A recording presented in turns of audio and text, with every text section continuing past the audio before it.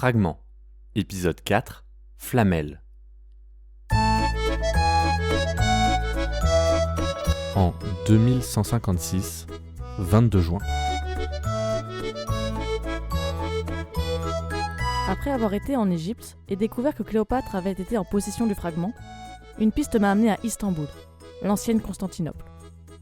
J'ai découvert que des Vikings y avaient amené le fragment au Xe siècle, et que ce fragment avait de bonnes chances d'être la fameuse pierre philosophale de l'alchimiste Nicolas Flamel. C'est pour ça que je suis arrivé à Paris en fin de matinée. À ce que je vois, l'aéroport désertique est en ruine, et donne un bon avant-goût de ce qui attend les visiteurs dans la ville même. Il paraît que le centre-ville avait été magnifique quelques siècles plus tôt. Je dois dire que j'ai du mal à le croire. La majorité des bâtiments du centre-ville ont été rasés, pour les remplacer par des empilements de conteneurs. Ils ont servi à abriter les réfugiés de l'Ouest, qui ont afflué en masse dans les années 90. J'ai de la chance, il fait pas encore trop chaud. Un panneau lumineux affiche faiblement les 40 degrés. Bon, je dois rejoindre l'ancien domicile du fameux Nicolas Flamel, qui a curieusement survécu au temps. Je sais que la maison du XIVe siècle a été transformée en musée, il y a bien longtemps.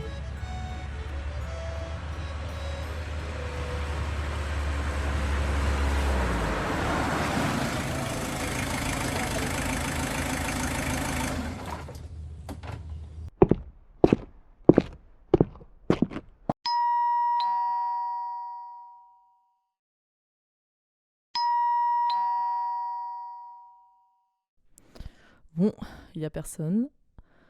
C'est trop con en fait, j'ai quand même pas fait tout ce chemin pour rien.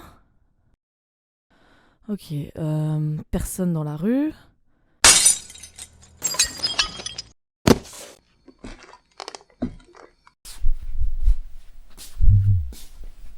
Il fait sombre ici. Les fenêtres ne suffisent pas à éclairer toute la pièce. Là, son journal.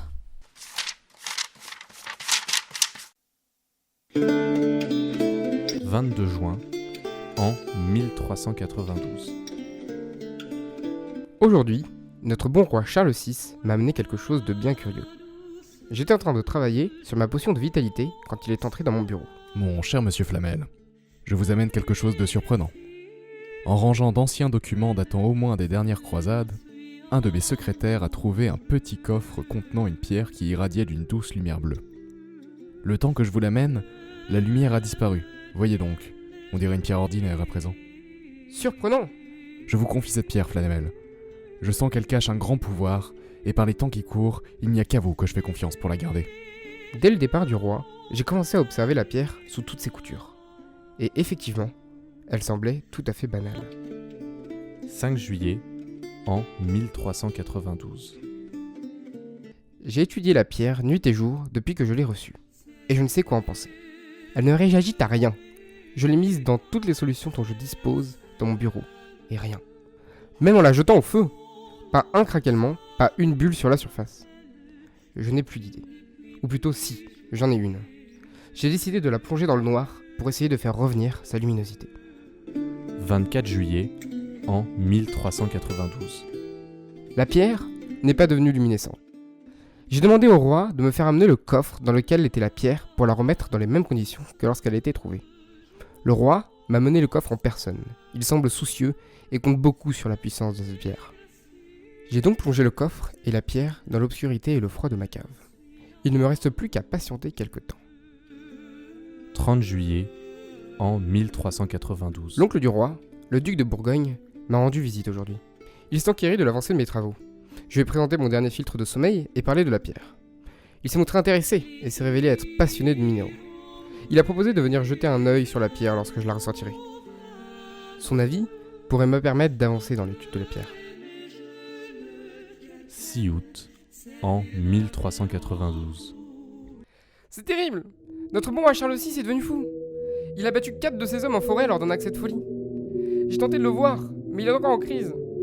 J'en suis désolé, c'est non seulement mon roi, mais aussi un ami. Il a toujours été très à l'écoute de mes réflexions. 26 septembre, en 1392. Suite à un nouvel accès de folie du roi, je me suis mis à étudier la folie, pour tenter de l'aider. Demain, je me rendrai en asile pour tester quelques filtres. 3 janvier, en 1393. Le duc de Bourgogne est passé me voir. Il était furieux de voir que j'avais laissé toutes mes recherches en plan pour tenter de trouver un remède à la folie du roi. Je n'ai pas d'autre choix que d'obéir. Depuis la maladie du roi Charles VI, c'est son oncle, le duc de Bourgogne, qui règne officieusement sur le pays et qui assure la régence en attendant que le roi se porte mieux. 23 février en 1393. Ma potion de vitalité marche mieux depuis que j'ai rajouté des feuilles de menthe et de la poudre d'arsenic. 15 avril en 1393. Déception! J'ai laissé la pierre dans ma cave, où, je dois l'avouer, je l'avais oubliée avec les événements de cette année. Je m'en suis d'abord réjoui, puisque, laissée aussi longtemps dans les conditions dans lesquelles elle a été découverte, elle devait avoir retrouvé son éclat. Et non, rien. Je ne sais quoi penser. À quoi pouvait être due cette lueur? Est-ce que j'avais oublié des conditions? Est-ce que la pierre devait rester bien plus longtemps? Pire, est-ce que cette lueur ne serait finalement pas sortie de la folie naissante dans l'esprit du roi? C'est ce que je commence, hélas, à croire. Il n'y a rien à tirer de cette pierre. Je la remets dans la cave. 20 juin en 1394. La situation dans le pays est chaotique, Flamel. Le roi devient fou, il a encore une crise ce matin, rien ne le calme. J'essaye de guider tant bien que mal ce pays, sans être roi. Je ne suis pas assez légitime pour me faire obéir de tous, je n'ai pas assez de pouvoir. Certes, monseigneur, nous vivons des temps troublés, mais je ne sais de quelle utilité je peux être. Le peuple dit que vous avez des potions d'invisibilité, Flamel. Vous ne voulez pas me faire croire qu'ils sont si loin de la vérité. Ah, monseigneur, je ne sais que vous dire. Ce genre de choses serait de la pure magie. Je suis un scientifique, avant tout. Et hélas, la science a des limites. Mais, et cette pierre dont vous me parliez l'an dernier? Vous étiez si sûr de pouvoir en tirer un grand pouvoir? Je pense que cette pierre n'est finalement qu'une pierre ordinaire. Il n'y a rien à en tirer. La lueur n'a dû exister que dans l'esprit malade du roi, et la pierre n'a aucun pouvoir. Foutaise! Cette pierre, Flamel, cette pierre nous permettra de vaincre tous nos ennemis. Remettez-vous au travail. 16 décembre en 1394. Enfin! J'y suis arrivé! Après des mois de travail acharné sur cette pierre, à subir le harcèlement incessant de l'oncle du roi, j'ai réussi. La pierre a réagi. Et comment? J'ai mis 2 mois pour parvenir à concocter la solution la plus acide possible. Et j'ai plongé la pierre. La pierre s'est soudain mise à siffler et à ronronner.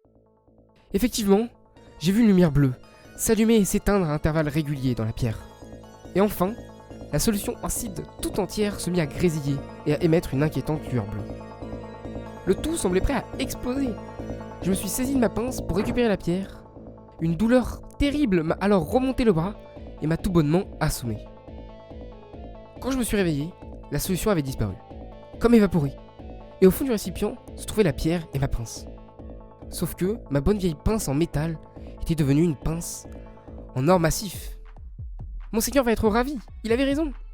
J'ai hâte de voir sa tête lorsque je lui présenterai cela. 22 juin en 1395. Cela fait maintenant 6 mois que je fabrique de l'or nuit et jour pour le roi. Le processus est long. La fabrication de la solution acide à elle seule me prend plusieurs semaines. Mais le duc de Bourgogne ne relâche pas la pression. Le gouvernement a besoin d'or. Les Anglais se montrent de plus en plus menaçants depuis que le royaume est affaibli par la folie du roi. 24 octobre en 1395.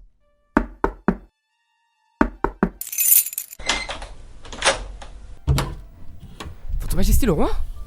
Chut, pas si fort, Flamel. Il faut que je vous parle d'urgence. Entrez donc, Majesté. Je vous écoute. Je ne suis pas fou.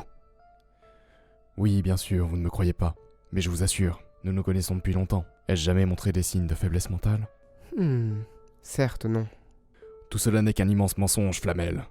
Mon oncle, le duc de Bourgogne, voulait le trône. Et il ne risquait pas de l'obtenir en attendant tranquillement ma mort et celle de mes descendants. C'est un monstre. Il m'a piégé. Il m'a accusé de meurtre. Il a payé des témoins.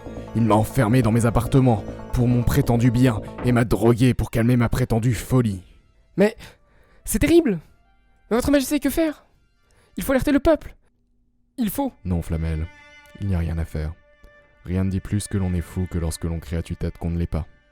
Ne voyant plus d'autre solution, j'ai négocié avec lui de me retirer à la campagne. Il ne me droguera plus et moi je feindrai la folie. Cela se révèle d'ailleurs être bien plus amusant que prévu. Bien plus que de diriger un royaume, cela est sûr. Tant pis si on ne se rappellera de moi qu'en tant que Charles le Folle. Mais je suis venu pour bien plus important. J'ai réussi à m'éclipser, profitant du départ du duc pour la Normandie, où ils cherchent à repousser les Anglais. J'ai fait des recherches dans la cave où l'on a retrouvé la pierre. Il semblerait qu'elle soit bien plus puissante que prévu. Transformer le métal en or n'est qu'une infime partie de sa puissance. Il ne faut pas qu'elle tombe aux mains du duc de Bourgogne, Flamel.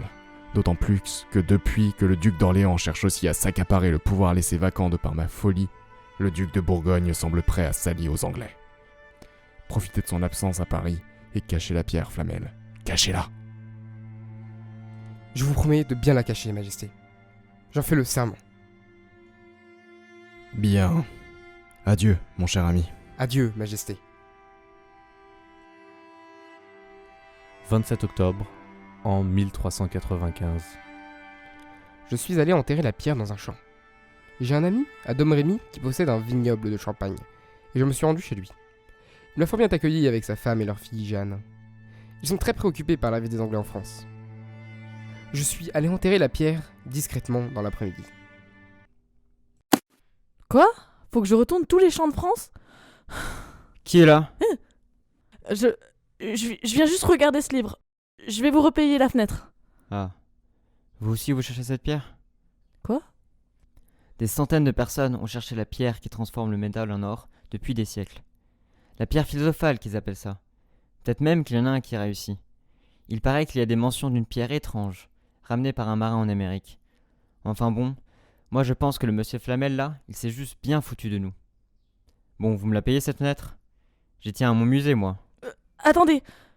Qu'est-ce que vous entendez par Amérique? Mais bordel, vous connaissez pas la légende de la pierre de Charleston? Voyons, c'est connu ça, madame. Je vais pas vous faire un cours d'histoire. Maintenant, donnez-moi mon argent et filez d'ici. Merci, monsieur. Vous venez peut-être d'aider l'humanité à... M'en fous, moi. Barrez-vous de mon musée et ne revenez plus. Bon, je crois que ma destination, c'est les États-Unis maintenant. Cette aventure me fera voyager. Je vais mettre des semaines à y arriver, mais j'ai l'impression que c'est encore une fois ma seule piste.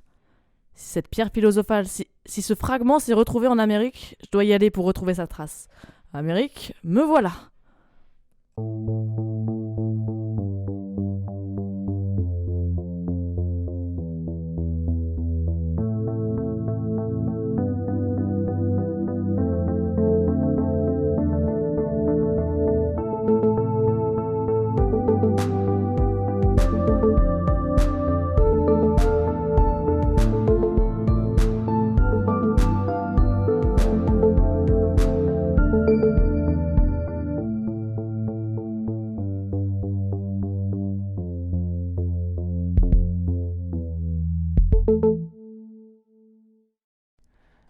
Miaou, miaou, miaou, miaou, le temps des tempêtes.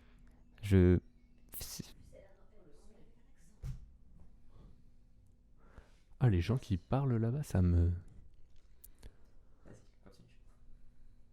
Et il donne un bon goût, un bon avant-goût de ce qui attend les visiteurs dans la ville même. Voilà. Après avoir été... Attends, je fais quoi? Je fais le début? Ah ok, pardon, attends. Afin d'impriter... Afin d'abréger... Je recommence de où? Bon, je dois reçoivre le... Oh, mais ça m'énerve ça. Bon. Son journal. Flashback. Wadom. Ok, il fait sombre ici, les fenêtres ne suffisent pas à éclairer toute la... Il fait sombre ici. Ah, j'en ai marre. Bruit de verre cassé. Poulou. Elle ne réagit... J'ai étudié la pierre nuit et jour depuis que je l'ai reçue. Je l'ai mise dans des solutions, donc il ne me reste plus qu'à patienter. Waouh.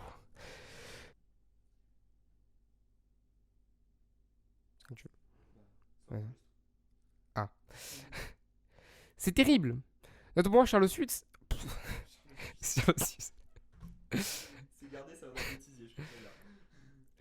C'est terrible. Non. C'est terrible. Notre roi Charles VI est devenu fou. Comment on fait pour ça? Il faut alerter le peuple. Il faut acheter des cookies. J'ai fait des recherches dans la cave où on a retrouvé la pierre. Ah Aspiration de peur, pardon. Ding, ding, ding, ding, ding. Bruit de pas. Bruit de monnaie. Cette aventure me fera voyager. C'est dépressif. Éteins le truc. T'es encore en train d'enregistrer là.